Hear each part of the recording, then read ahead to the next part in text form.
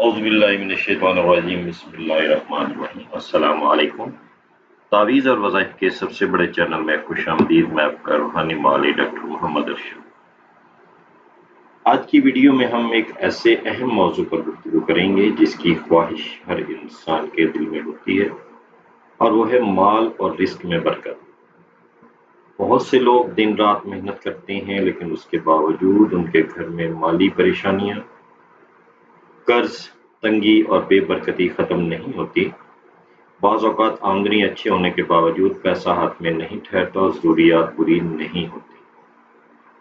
اسلام میں ہمیں رزق میں برکت حاصل کرنے کے لیے ایسے بہترین اعمال سکھاتا ہے جو نہ صرف دنیاوی آسائش کا سبب بنتے ہیں بلکہ آخرت میں بھی کامیابی کا ذریعہ۔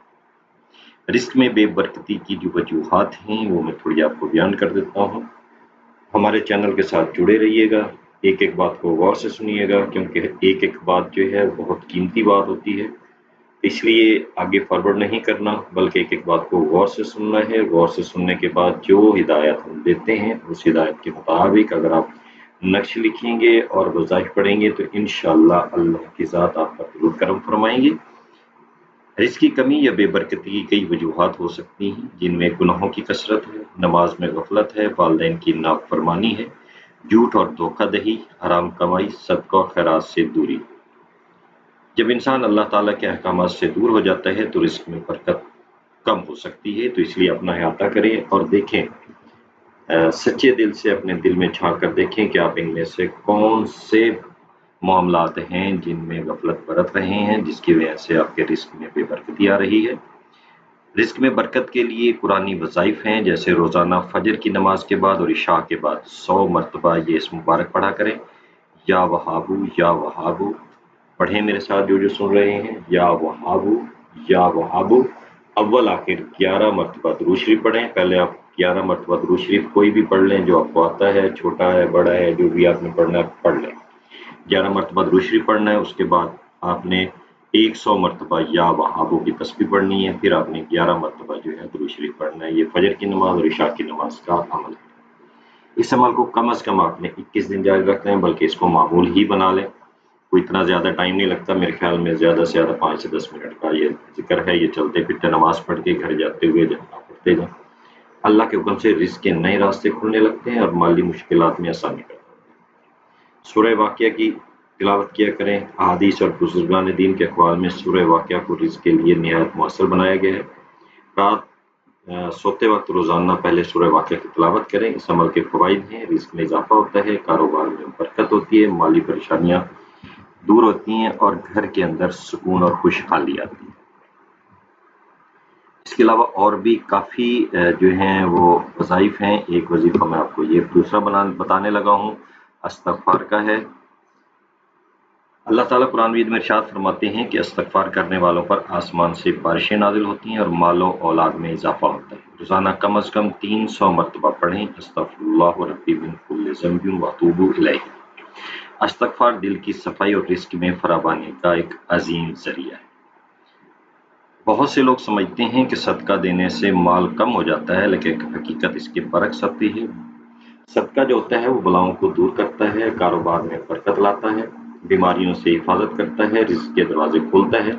چاہے تھوڑا ہی کیوں نہ ہو، روزانہ یا ہفتہ وار صدقہ کرنے کی عادت بنائیں، اور ساتھ ساتھ آپ یہ مختصر سی دعا ہے یہ بھی پڑھا کریں: اللہم اکفنی بحلالک عن حرامک واغننی بفضلک عمن سواک۔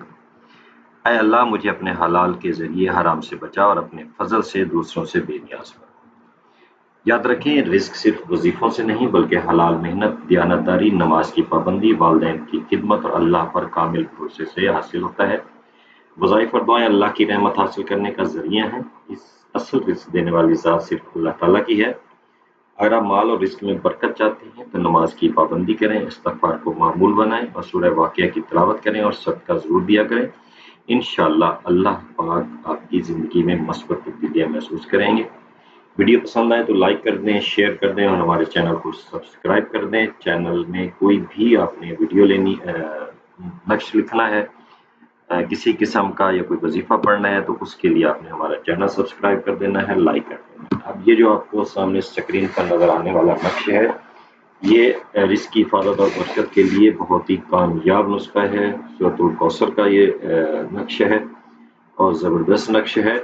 جو وظائف میں نے آپ کو بتائے ہیں، استغفار کا ہے، یہ ایک آیت آپ کو میں نے بتائی ہے، اس کے ساتھ ساتھ آپ نے یہ اضافہ یا وہاب پڑھ کا ترتیب بنانی ہے، اور یہ نقش جو ہے یہ آپ نے دو لکھنے ہیں۔ ایک نقش بڑا سارا بنا کے آپ نے اپنی دکان کے اندر، کاروبار ہے تو اس کے اندر سامنے لٹکا دینا ہے، یا گھر ہے تو گھر کے دروازے پر انٹرسٹ پہ، جہاں پہ آپ کی نظر میں بیٹھنا اٹھنا ہو، نظر پڑتی رہے۔ اور ایک نقش جو گھر میں بڑا ہے، جو کاروبار کرنے والا ہے یا کمانے والا ہے، اس کو پرس میں رکھ لے یا جو ہے اپنے گلے میں ڈال لے۔ تو یہ جو نقشہ آپ کو نظر آ رہا ہے اسکرین پر آپ کو، تو یہ سورۃ الکوثر کا ہے۔ میں اسے سمجھا دیتا ہوں آپ نے لکھنا کیسے ہے۔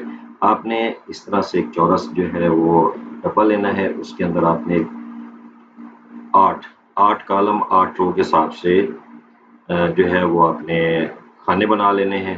یعنی 8 آپ کس طرح بنیں گے، 1 2 3 4 5 6 7، یہ ہو گئے 1 2 3 4 5 6، یعنی کہ 7 بائی 6 کا، یعنی کہ یہ آپ کا بن جائے گا اس طرح کھانے۔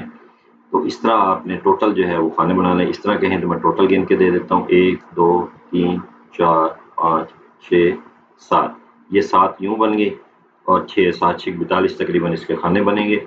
تو اس کو آپ نے اس طرح لکھنا ہے، شروع کہاں سے کرنا ہے، یہاں سے کرنا ہے، بسم اللہ یہاں پہ لکھنا ہے، پھر الرحمن الرحمن اسی ترتیب سے، الرحیم الرحیم الرحیم، انا انا انا انا، آتینا کا آتینا کا آتینا کا آتینا کا آتینا، یہ اس ترتیب سے دیکھیں۔ یہ کراس میں اگر آپ لائن لگائیں تو ایک ہی لائن میں یہ بنیں گے۔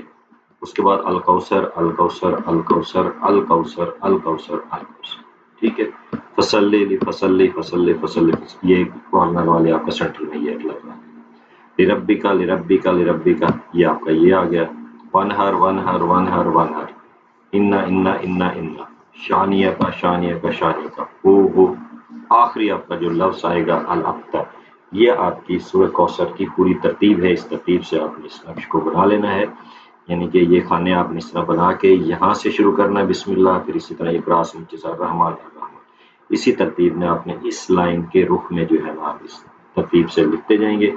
انشاءاللہ اللہ کے حکم سے جو آپ کو ترتیب بتائی، اس ترتیب سے لکھ کر آپ اس کو ایک اپنے دکان ہے تو دکان کے اندر بڑا سارا فریم کر کے لٹکا دیں، اور ایک اپنے پرس میں رکھ لیں۔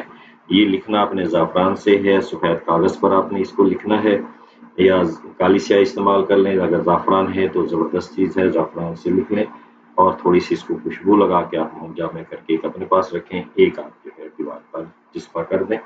انشاءاللہ اللہ کے حکم سے اللہ تعالیٰ ضرور فضل فرمائیں گے۔ اپنے دعا میں یاد رکھیے گا۔ السلام علیکم۔